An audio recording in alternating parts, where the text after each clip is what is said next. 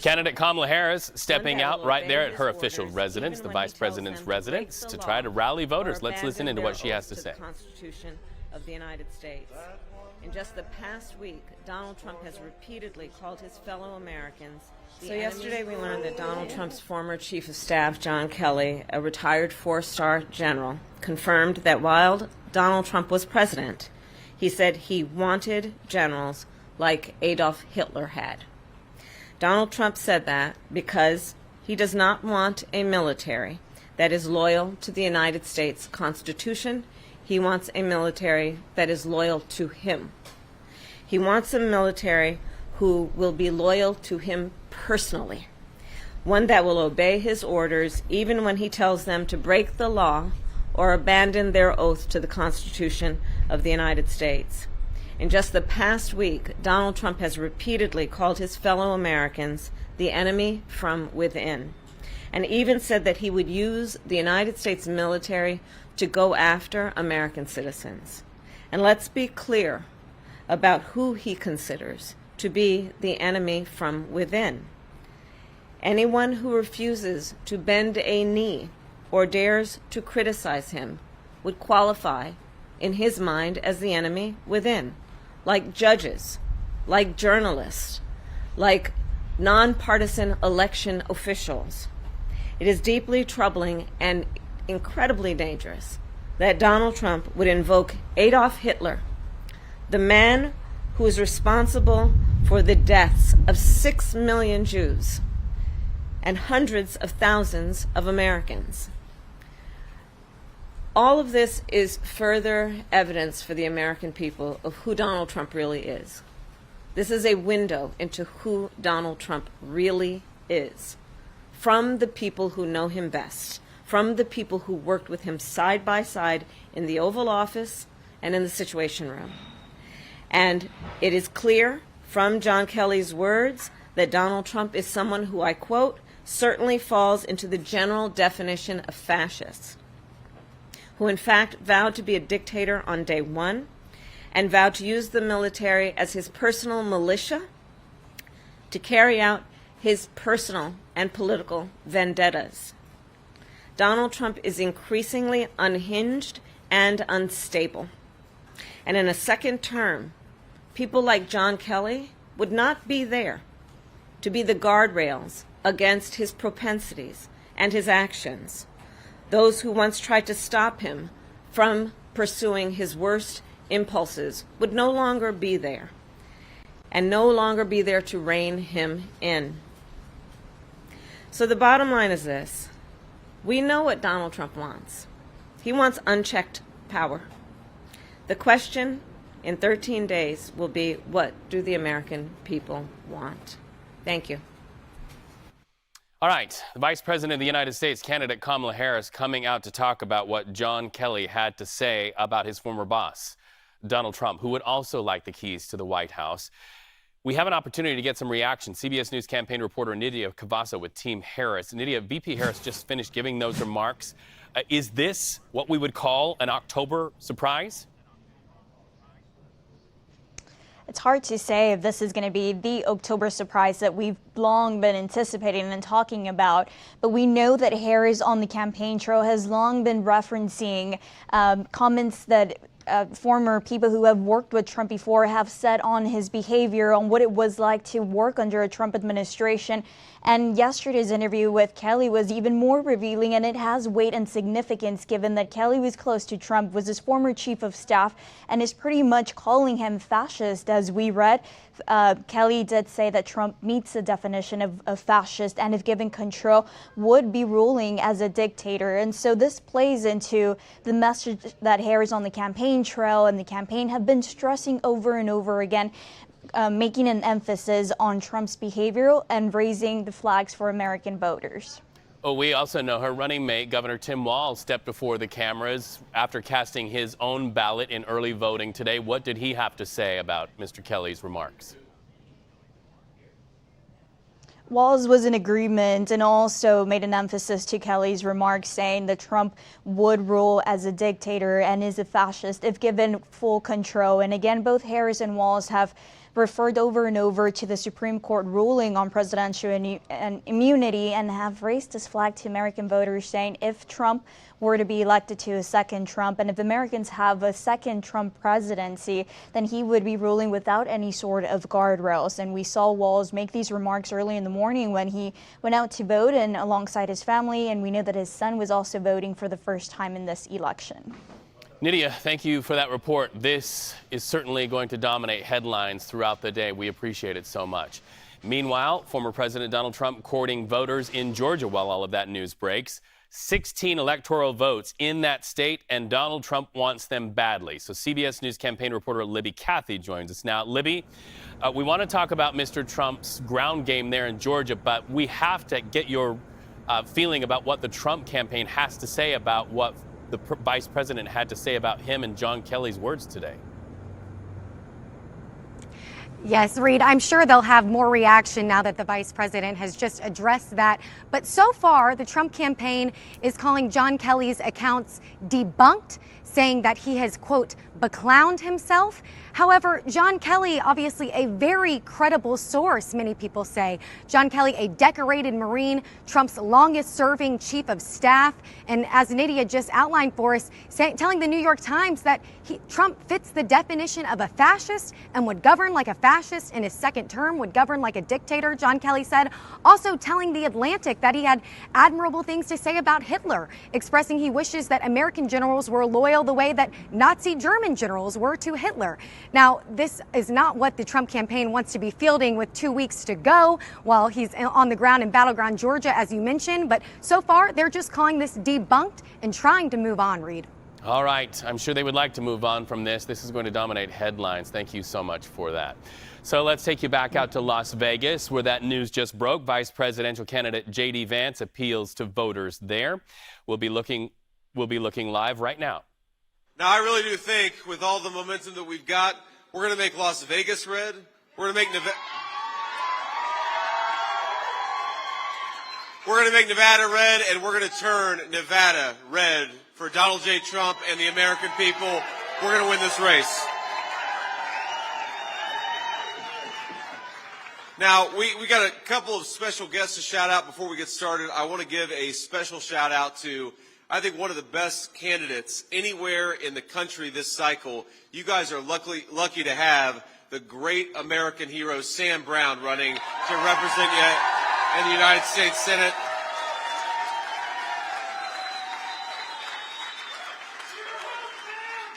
We got to get Sam in the United States Senate, because I really do believe Donald Trump is going to be the president. I'm going to need the vice president. We're going to need all the help that we can get, and Sam Brown is the right man for Nevada. We've also got the great Lieutenant Governor Anthony. Where's Lieutenant Governor Anthony? Thank you, sir.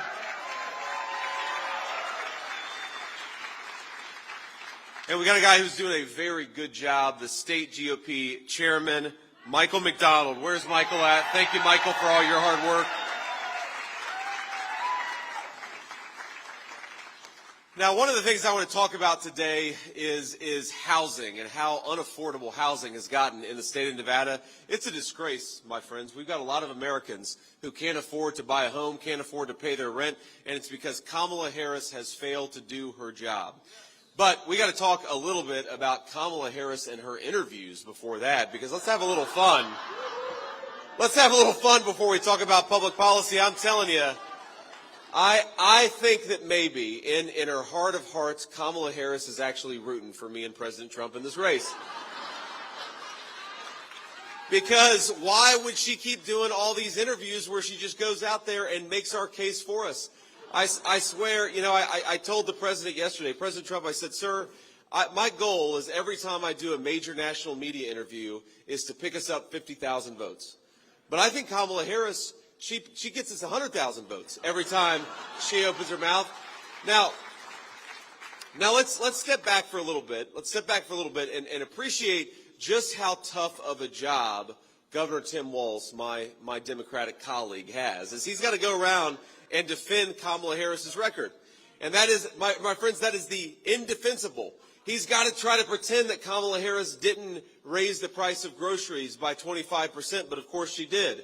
He's got to pretend that she didn't increase housing costs in the state of Nevada by 38%.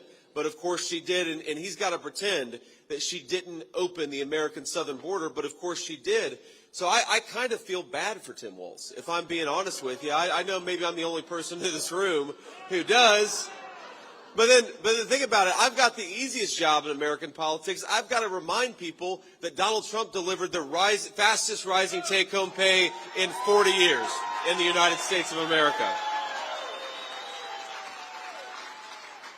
I've got to remind people that when Donald Trump was president, inflation was 1.5%, the lowest it had been in a generation in the United States of America. And I've got to remind people that Donald Trump built the wall and secured the American southern border, and that's a very good record to run on. So if it looks like we're having fun in the Trump campaign and it looks like the Kamala Harris-Tim Walz campaign is a little bit sad, I think it's because they're terrified of having to continue to explain their record to the American people over the next 13 days. Because think about this. Kamala has been running, if you had just watched a Kamala rally, and you hear her say, well, on day one, we're going to tackle the affordability crisis affecting American families.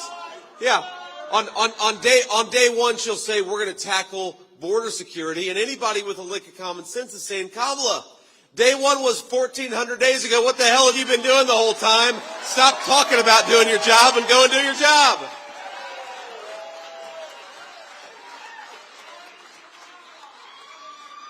But I think it explains why these interviews are so tough for Kamala Harris, because they ask her very basic questions about what is she going to do differently, what is she going to do in the next 4 years that she hasn't done in the last 4 years, right? How is she going to solve the problems that she, in fact, helped create? And my favorite is when they say, well, what is your specific plan for how you're going to lower the cost of groceries and housing for American families? And she'll say, well, I grew up in a middle-class family. Or, you know, when I worked at McDonald's, I made the hash browns. And by the way, I don't even know if that's true. Where is the evidence that she actually made the hash browns at McDonald's? I haven't seen that evidence. I think Donald Trump has worked at McDonald's for longer than Kamala Harris has. Listening live to Vice Presidential nominee J.D. Vance speaking to voters in Nevada. Nevada, known as a purple state. He's saying he wants to flip it to a red state. We will see what happens there. You know, he talks about economic troubles. Trust me, I lived in Las Vegas during COVID, during the Trump presidency. Arguably one of the states that hurt the very worst in these United States, Nevada. Those voters still recovering from COVID and the economic impacts of casinos shut down, restaurants shut down. So you're hearing him talk about some of those themes and the narratives there and pinning it on Kamala Harris and Joe Biden. Whether Nevada voters will buy that and vote to turn Nevada from a purple state to a red state, yet to be seen. We'll continue watching that. By the way, no mention of John Kelly there in the story that will continue dominating headlines throughout the day and the evening and probably the rest of the week. Major story developing in Turkey right now. Let's talk international news. Reports of an explosion and a possible suicide bomber at a Turkish aerospace business. What we know about possible hostages when we come back.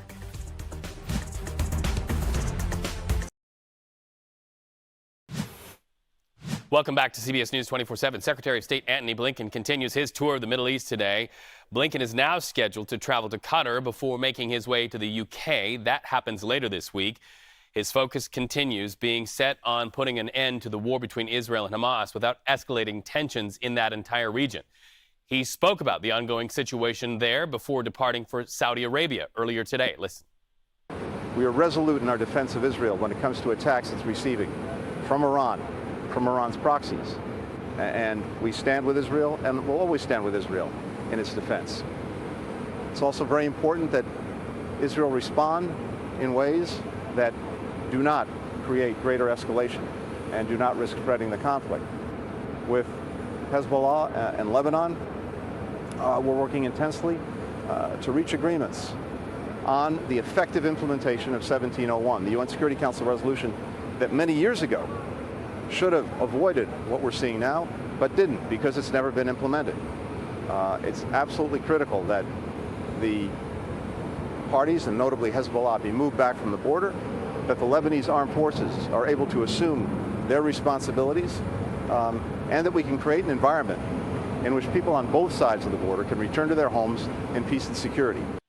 Okay, so despite those words from Blinken, airstrikes continue on the ground between Israel and Hezbollah. CBS News foreign correspondent Ramy Inocencio on the ground in Tel Aviv as air raid sirens went off once again in Israel this morning.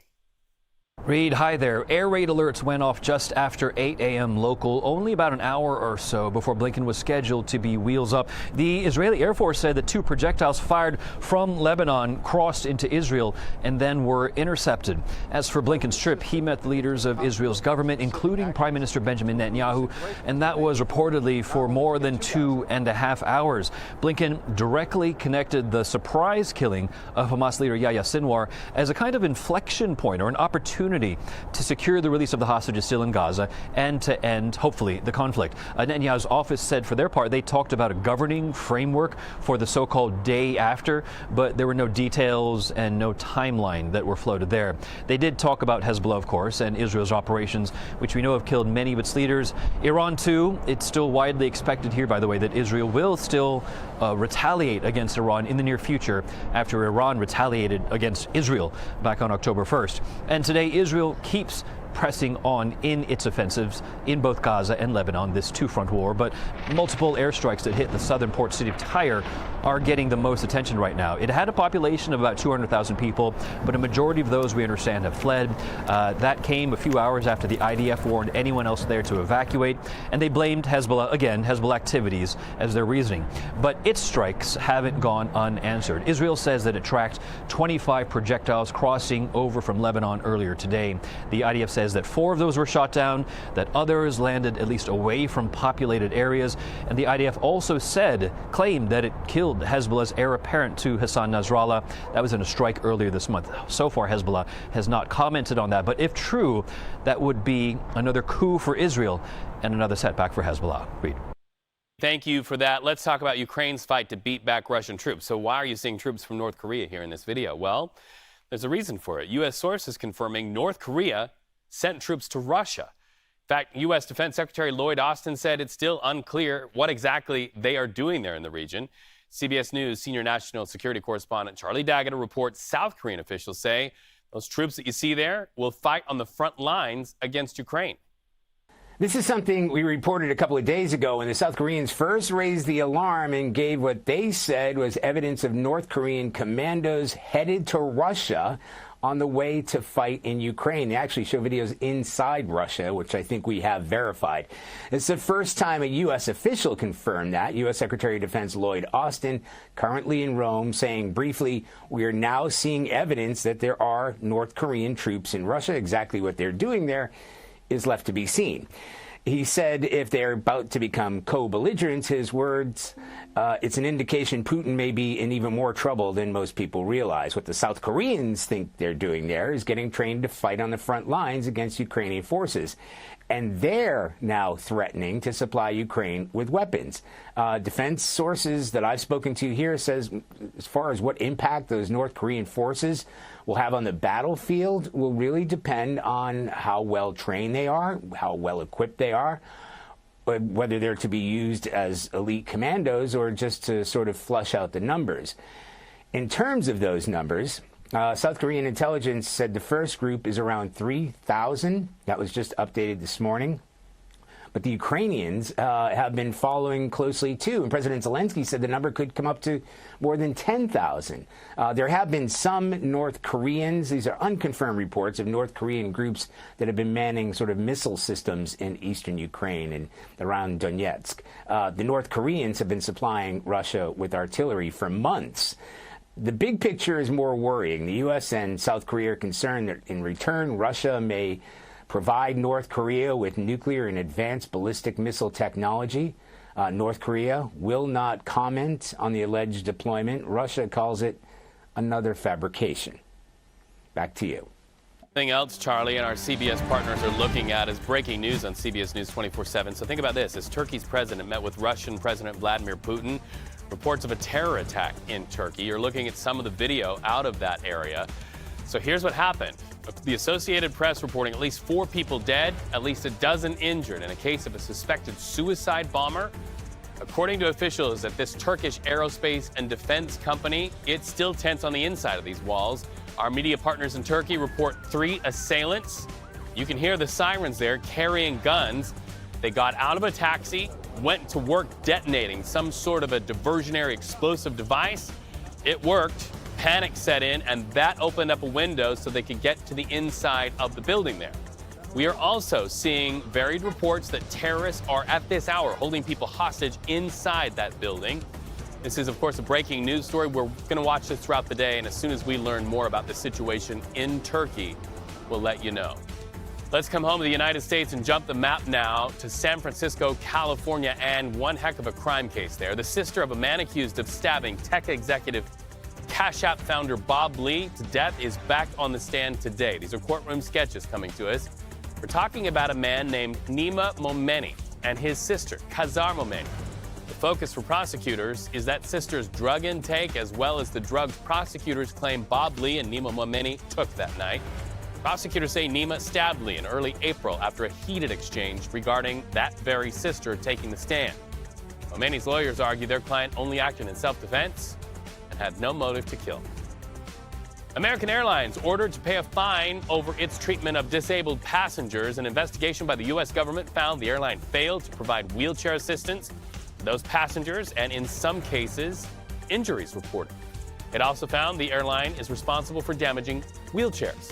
Not just a few, but thousands of them. So the airline will pay a cost, $50 million. Now, in addition to that settlement cost, American says it's made investments to improve the handling of those wheelchairs. All right, you got to see this video to our monitors out of Boston's Logan Airport, telling the story of an engine fire aboard a Delta Airlines flight just before its scheduled takeoff, headed over the waters to Italy.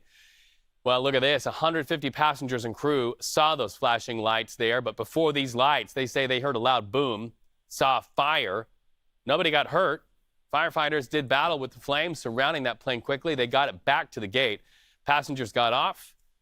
Many said it was a scary situation, but they are glad to say that this did not happen over the waters, and they're glad that they took care of it before the journey started. The FAA is investigating.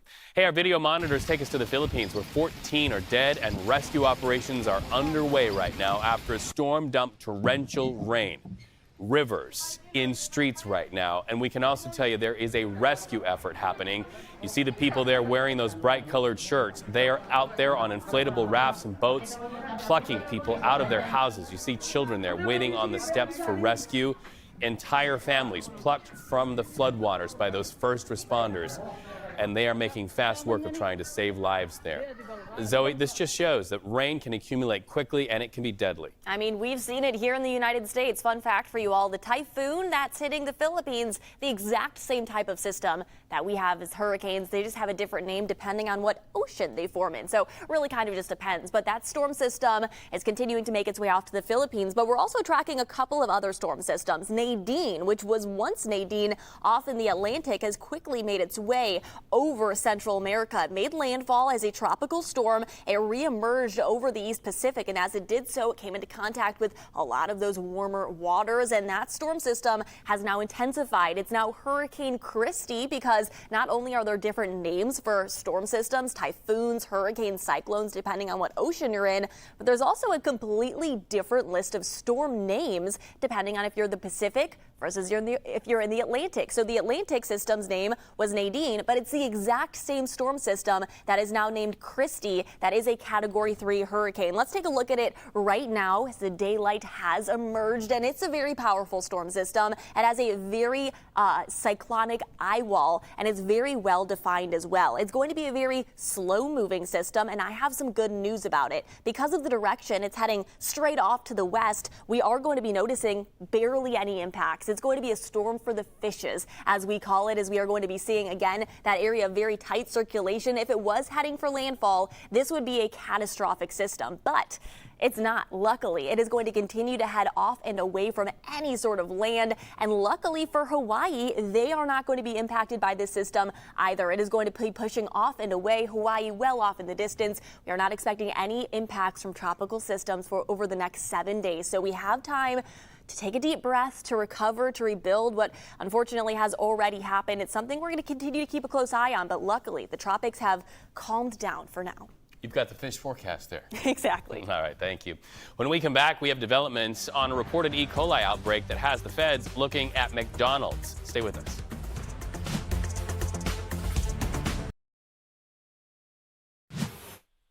Welcome back, everybody. McDonald's feeling the heat after federal health officials linked their quarter-pounder hamburgers to an outbreak of E. coli. The CDC reports 1 death, nearly 56. So let's bring in CBS News, Colorado's Karen Morfitt. McDonald's has 13,000 locations. Do we know where these cases are, Karen?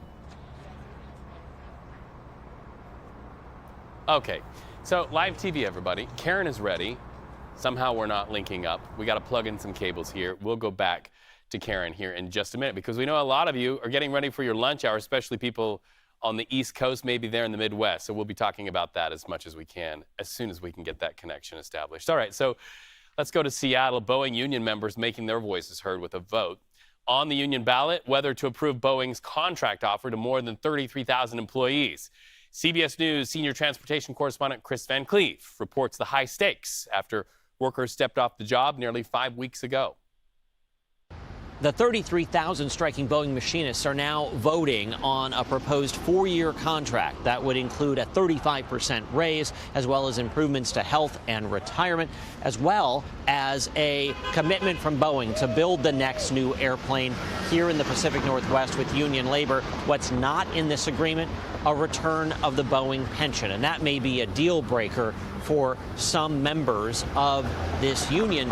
Passage of this new agreement, even with a significant pay increase, is not a guarantee. And this is happening as Boeing is announcing its third quarter earnings. The third quarter was dismal. The company lost in the range of $6 billion, in large part because of this strike that has largely shut down airplane production at Boeing. The 737, the 767, the 777 lines all idled because the machinists have walked off the job. Day 41 of this strike. The cost to Boeing estimated to be around $8 billion and counting. The company says it welcomes this vote. It is certainly optimistic that it can get people back to work as soon as this weekend if it passes. If it doesn't pass, the road ahead is a little unclear after 2 contracts would have been voted down. The union says they'll go back to the table and keep negotiating if that's necessary. We should have results from this vote later tonight. Chris Van Cleave, CBS News, Renton, Washington. Thank you so much. So from Boeing to burgers and back to burgers at that. Let's go to Denver and talk to Karen one more time. All right, Karen, we've made the connection there, and we're talking about reports of E. coli connected to burgers. McDonald's has many, many, many restaurants. Do we have any idea of where these cases are linked? Well, Reed, we know that 10 states have identified E. coli cases. The majority of the 49 cases, however, are here in Colorado. 26 of those cases, more than half we know, are here in Colorado. And we also know that some of those other cases that have been reported in other states have been linked back to restaurants here in Colorado. Now, I did speak with our state health department officials to try and get a better idea of which locations are impacted, which cities. They are not releasing that information right now. People exactly were getting sick, but they say that this is impacting McDonald's restaurants across Colorado. So we're talking about restaurants here in the metro Denver area. We're talking about some of the restaurants in our mountain towns, as well in our rural communities over on the western slope, which we also know is where an older gentleman did die from this illness. So talk to me about something reported today, and that's the question of which ingredients specifically caused the sickness. Do we know that? Was it the meat, the cheese, the bun, the lettuce? What do we know about that?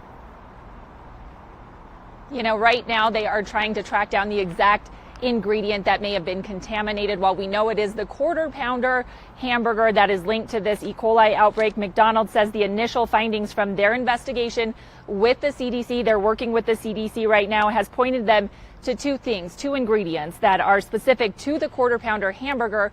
We're looking at slivered onions that again are specific to the quarter pounder hamburger, but they're also looking at the meat, which is also a patty specific to that menu item.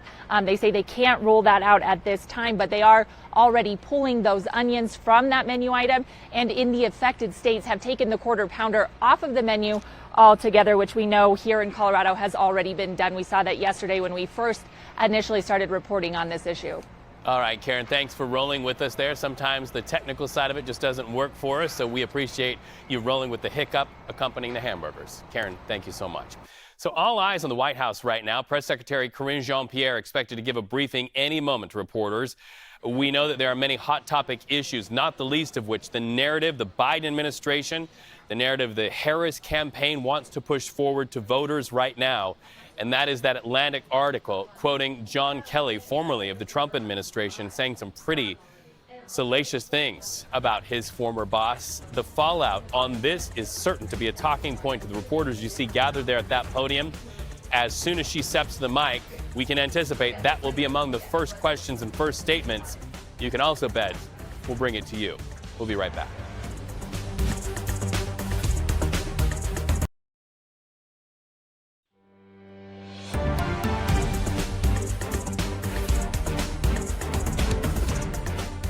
All eyes and ours. CBS News 24/7 watching the White House press briefing room right now. Karine Jean-Pierre is expected to give a briefing any moment now to reporters.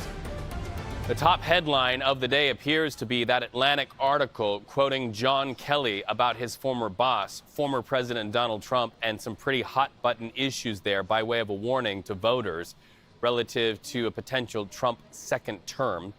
As soon as she steps to that microphone to talk about that and other world matters, we'll bring it to you. But let's continue talking about the election. You know, this news hits when we are less than 2 weeks away from Election Day, and those last-minute closing arguments are happening before voters in key states. And a lot of those voters are voting early, not the least of which vice presidential nominee Tim Walz in Minnesota. He's going to Kentucky, by the way, later today. He cast his ballot today, and then he went outside to try to capitalize on some of those headlines regarding what Mr. Kelly had to say about Donald Trump. Well, good morning, everybody, on this beautiful Minnesota day. Super exciting. Cast my vote for Kamala Harris, Amy Klobuchar, Betty McCollum, and had my son with me, Gus, to vote for the first time. Exciting, an opportunity to turn the page on the chaos of Donald Trump in a new way forward. And I think for many of us, the last 24 hours certainly have been a bit shaking with the reporting coming out in the Atlantic. Donald Trump's dissension into madness, and John Kelly's, who I thank for showing the courage to come forward, truly telling the world, those closest to Donald Trump know how dangerous he is. The desire of Donald Trump to wish he had generals like Adolf Hitler had. Mark Milley's, as the chairman of the Joint Chiefs of Staff, talking about he's the most dangerous person that he's ever encountered. And it goes on and on and on with people around him. Look, Donald Trump made it very clear that this is an election about Donald Trump taking full control of the military to use against his political enemies, taking full control of the Department of Justice to prosecute those who disagree with him, taking full control of the media on what is told and what is told to the American public. And the opportunity here and the absolute requirement of Americans is to understand that this rhetoric has not been used in this country, certainly not by a party's presidential nominee. And the opportunity here is to elect Kamala Harris, who's made it clear she stands with the people, she stands with the Constitution. As John Kelly said, Donald Trump doesn't understand the Constitution, nor does he respect the rule of law. If there was ever a red line, he has stepped across it. And so I appreciate General Kelly coming out at this moment. I ask the American public, go look, go see what he's saying and watch this dissension and get the opportunity. Go to iwillvote.com to get your plan. Get out there and vote, early vote. Grateful for all the poll workers here who got it done and just really excited to cast that vote for Kamala Harris. So get ready throughout the day to hear that name over and over, John Kelly, somebody who talked about former General Kelly, Vice President Kamala Harris, or candidate Harris. She is now headed to Pennsylvania, where she is going to appeal to voters there, many swing voters, and 19 crucial electoral college votes at stake there in Pennsylvania. So that is coveted ground. The vice president talking more from the steps of her official residence there in Washington, D.C. about John Kelly, about that red line there that you heard Governor Walz talk about after he cast his early ballot. And this is going to be a narrative throughout the day. The Harris campaign has said over and over that they are wanting to continue this conversation, not only because they feel like Donald Trump in front of the mic, in front of audiences, to use their words, unhinged, but now they're making the point through John Kelly that even behind the scenes, he is saying things that are inappropriate women's health at a minimum research has and dangerous at a maximum. Let's hear from Corinne Jean-Pierre at the White House right now. In funding for women's health research. And now I'm going to turn it over to my NSC colleague, Admiral John Kirby, who will talk to you more about the news of Korean soldiers traveling to Russia, today's historic announcement of the use of frozen Russian sovereign assets to support Ukraine, and other foreign policy matters. Admiral? Afternoon, everybody.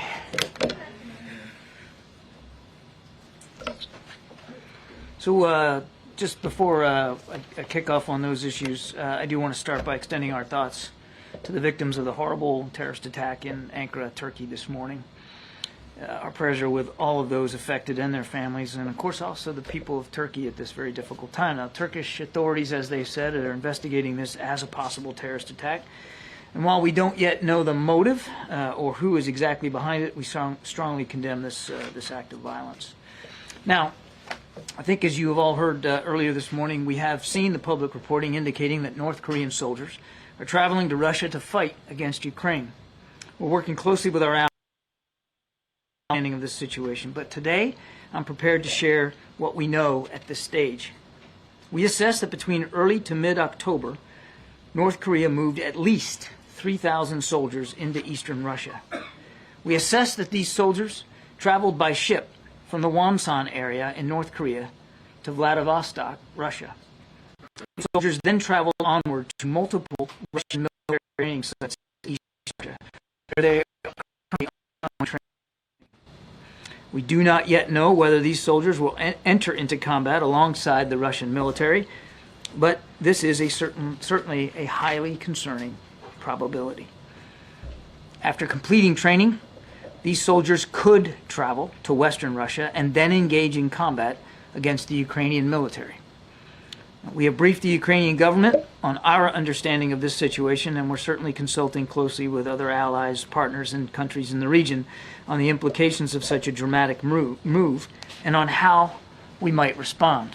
Expect to have more to share on all of that in the coming days. For the time being, we will continue to monitor this situation closely. But let's be clear. If North Korean soldiers do enter into combat, this development would demonstrate Russia's growing desperation in its war against Ukraine. Russia is suffering extraordinary casualties on the battlefield every single day, but President Putin appears intent on continuing this war. If Russia is indeed forced to turn to North Korea for manpower, this would be a sign of weakness, not strength, on the part of the Kremlin. It would also demonstrate an unprecedented level of direct military cooperation between Russia and North Korea, with security implications in Europe as well as the Indo-Pacific. As we have said before, Russia's cooperation with the North Korean military is in violation of multiple UN Security Council resolutions which prohibit the procurement of arms from North Korea and military arms training. This move is likewise a violation. At President Biden's direction, the United States continues to surge security assistance to Ukraine. In just the past week, which I think you've seen, the United States has announced more than $800 million in security assistance to meet Ukraine's urgent battlefield needs. Now, looking ahead, the United States is on track to provide Ukraine with hundreds of additional air defense interceptors, dozens of tactical air defense systems, additional artillery, significant quantities of ammunition, hundreds of armored personnel carriers and infantry fighting vehicles, and thousands of additional armored vehicles, all of which will help keep Ukraine effective on the battlefield. And in coming days, the United States will announce a significant sanctions tranche targeting the enablers of Russia's war in Ukraine located outside of Russia. The Ukrainian military continues to fight bravely and effectively, and President Biden is determined to provide Ukraine with the support that it needs to prevail. To that end, the President announced today that of the $50 billion that the G7 committed to loan Ukraine back in June, the United States will provide a loan of $20 billion. The other $30 billion in loans will come from a combination of our G7 partners, including the European Union, the United Kingdom, Canada, and Japan. Now, this is unique. Never before has a multilateral coalition frozen the assets of an aggressor country and then harnessed the value of those assets to fund the defense of the aggrieved party, all while respecting the rule of law and maintaining solidarity. These loans will support the people of Ukraine as they defend and rebuild their country. And it's another example of how Mr. Putin's war of aggression has only unified and strengthened the resolve of G7 countries and our partners to defend shared values. And yep, that's it. Thank you. Sorry. I had an extra page in there and I wasn't sure where it was going. Is the assessment that the presence of North Korean troops can have a meaningful trajectory on the war? And then secondly, you've said earlier even that it shows a sign of desperation on the Russians. But does it also demonstrate North Korea's commitment to this burgeoning alliance with Russia? And is that in and of itself a broadening and discouraging concern for America? So on your first question, too soon to tell, Amr, what kind of an impact these troops can have on the battlefield, because we just don't know enough about what the intention is in terms of using them. So I think that's why I said at the top we're going to monitor this and watch it closely. To your second question, yeah, absolutely. As we've also said, yes, I've called this a sign of desperation and a sign of weakness. And it's not like Mr. Putin's being very honest with the Russian people about what he's doing here. I mean, Mr. Peskov, his spokesman just the other day, denied knowing anything about it. But we've also talked many, many times about the burgeoning and growing defense relationship between North Korea and Russia, and how reckless and dangerous we think that is, not only for the people of Ukraine, and clearly we'll watch to see what this development means for them, but also for the Indo-Pacific region. Thank you. With the U.S. diplomats in the region, Mr. Hochstein in Lebanon and the Secretary of State in Saudi Arabia now before Israel, do you believe there is a chance now for the ceasefire to be back on the table? And do you believe that with the demise of Mr. Sinwar and Hassan Nasrallah, you have better chances or worse chances for somebody to negotiate with? You're talking about, I'm assuming, is with Gaza. I mean, you have Lebanon and you have Gaza implementation 1701 and in Gaza. I mean, look, the short answer to your question, Nadia, is yes, and we wouldn't be engaged in these diplomatic efforts if we didn't think there was still an opportunity here to get a ceasefire for Gaza that brings the hostages home and increases humanitarian assistance, and certainly a ceasefire between Israel and Hezbollah. And as for the implication that the deaths of the two leaders, Nasrallah and Sinwar, as President Biden said last week, that does open up, we believe should open up an opportunity to try to get there. But I don't want to sound too sanguine here. I'll let Secretary Blinken speak for his travels. He's still on the road. He talked about it a little bit today, that they had good constructive conversations, specifically with respect to Gaza while he was in Israel. But there's still a lot of work before us. Okay, and one more quickly. The number of civilians killed in Gaza was 779 in the last 20 days, especially in Jabalia. And the total number is 100,000 between the dead and the wounded. 90% of Gaza is destroyed. Does the U.S. still believe that Israel's strategy in Gaza is working? And do you still support it? We still support Israel's right and responsibility to defend itself against these threats, including the continued threat of Hamas. And we still urge Israel to be ever mindful of civilian casualties and the damage to civilian infrastructure. And we're going to continue to work with them to that end. Has the U.S. made an assessment about the type of weapons training or what type of training the North Korean soldiers are undergoing in Russia that could potentially be used in Ukraine? And does this represent a new type of an agreement in terms of an information sharing agreement between the North Koreans and the Russians? I don't believe we have a very specific assessment at this time of the exact nature of all the training. There's 3 sites that we assess right now that this first tranche of about 3,000 are being trained. I think I could go so far as to say that, at least in general terms, it's basic kind of combat training and familiarization. I think I could go as far as that and no further. But as I also said, we're going to monitor this and watch this closely. And obviously, if we have more information that we can share with you, we certainly will. To your second question about information sharing, as I've said before in answer to Amr, we have been watching this relationship grow and deepen now for many, many months. And the question that we're asking ourselves, and we don't have an answer for right now, is what does Kim Jong-un think he's getting out of this? And so you talked about information sharing. I mean, maybe that's part of this. Maybe it's technology. Maybe it's capabilities. We don't have a good sense of that. But that's what's so concerning to us is not only the concern for the impact on the war in Ukraine, but the impact that this could have in the Indo-Pacific with Kim Jong-un benefiting to some degree. Can you talk about that just briefly? Like, how significant is this for the U.S. allies in the region and the U.S. as a whole?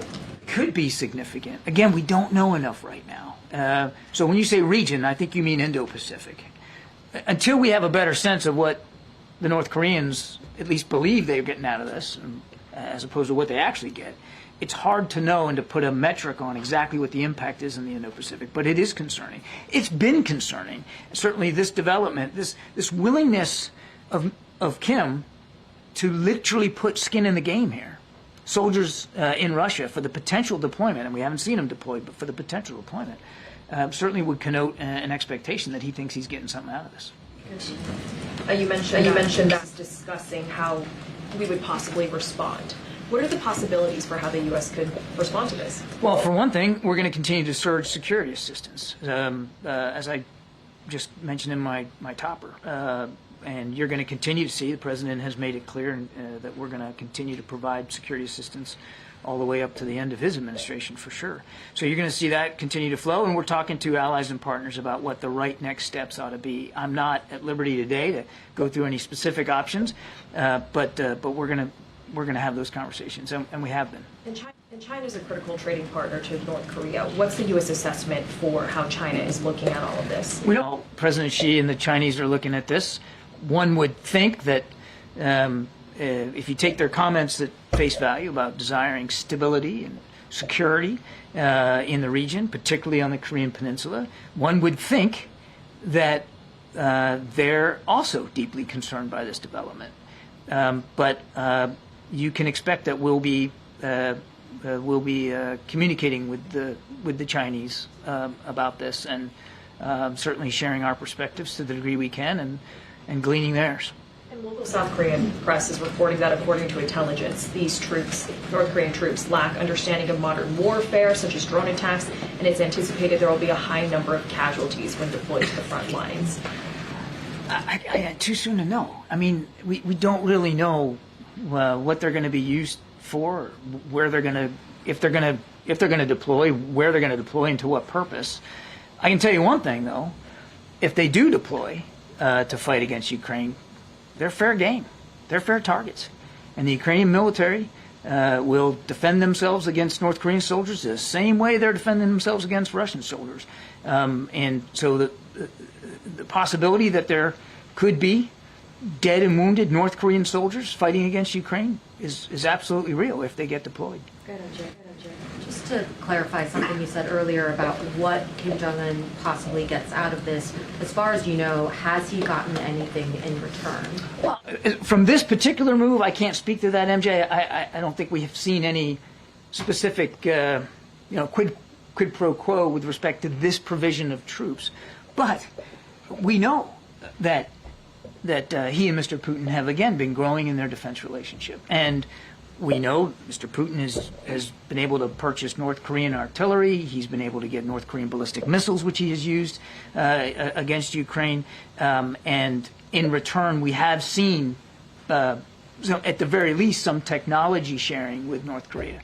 But what this particular development means going forward, we just don't know. We're going to have to watch that. And do you know if this came about because Putin specifically first asked for help, or whether it's that Kim Jong-un offered the help first?